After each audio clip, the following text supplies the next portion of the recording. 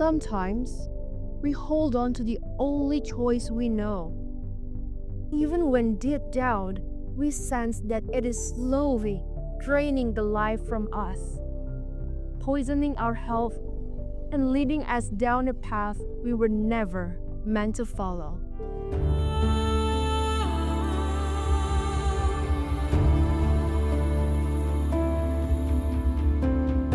In Kampung Ciseke, a small village tucked away in Banten, Indonesia.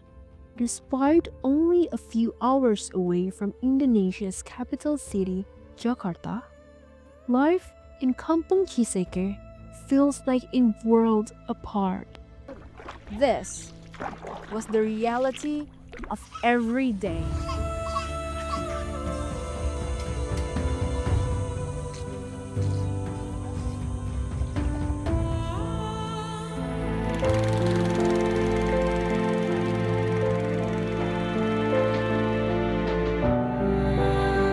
In Ciseke, life revolved around a river that gave them life, yet took it away. The water was murky, often foul-smelling, but it was all that they had. Mothers used it for cooking, children bathed in it. Laundry was washed in the same water where human waste was disposed. To make matters worse, the only toilets they had were basic open latrines, which offered no privacy and stripped away dignity. And the price? Their health. Children suffered from skin diseases and stomach pain. School days were lost. Dreams were put on a pause.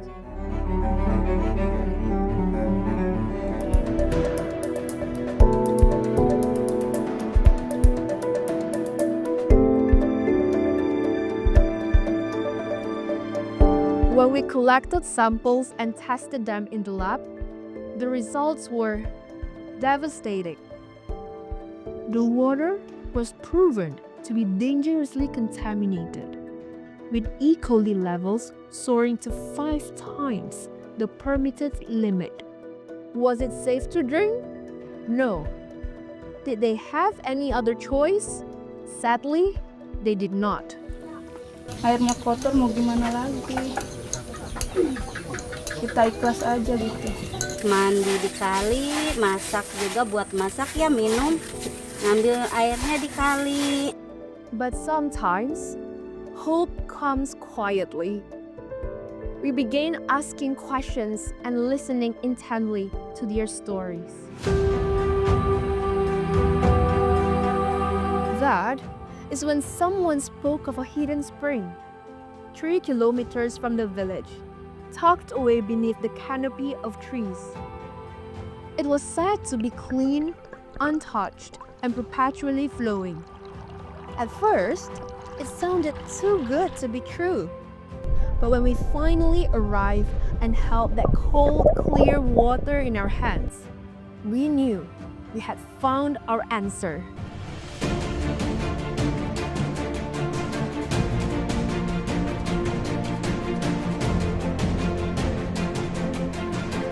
We set to work tracing the path from the spring back to the village. We navigated uneven ground, crossed wide rice fields, and wound beneath dense forest cover.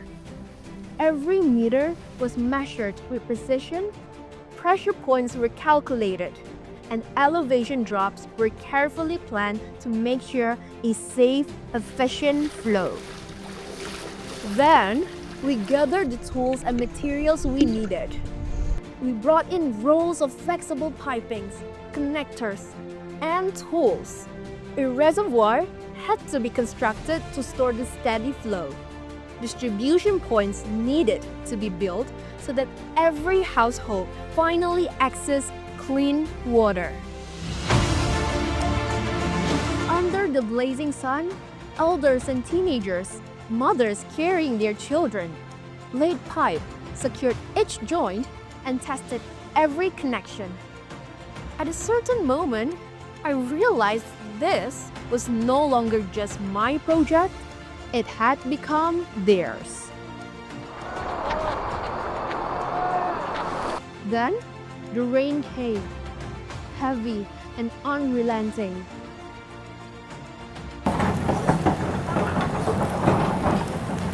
Yeah, so it's been raining for 16 hours, so it really makes sense that a landslide happened. There's actually a couple more there, but also thank God no one got hurt. So for the project, we have to pause it for a while, make sure everything's okay, and we hope to get back to the project tomorrow.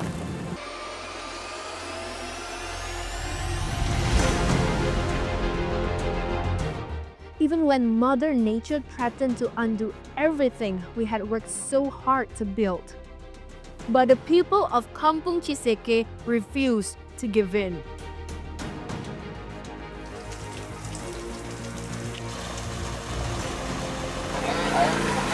Ya, ini siap dibuka, Pak.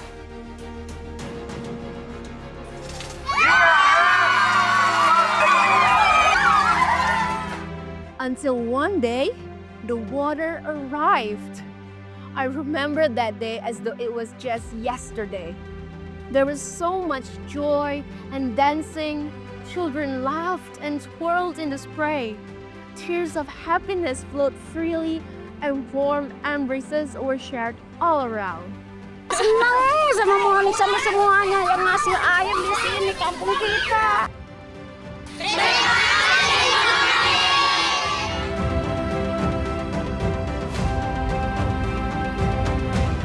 They were right.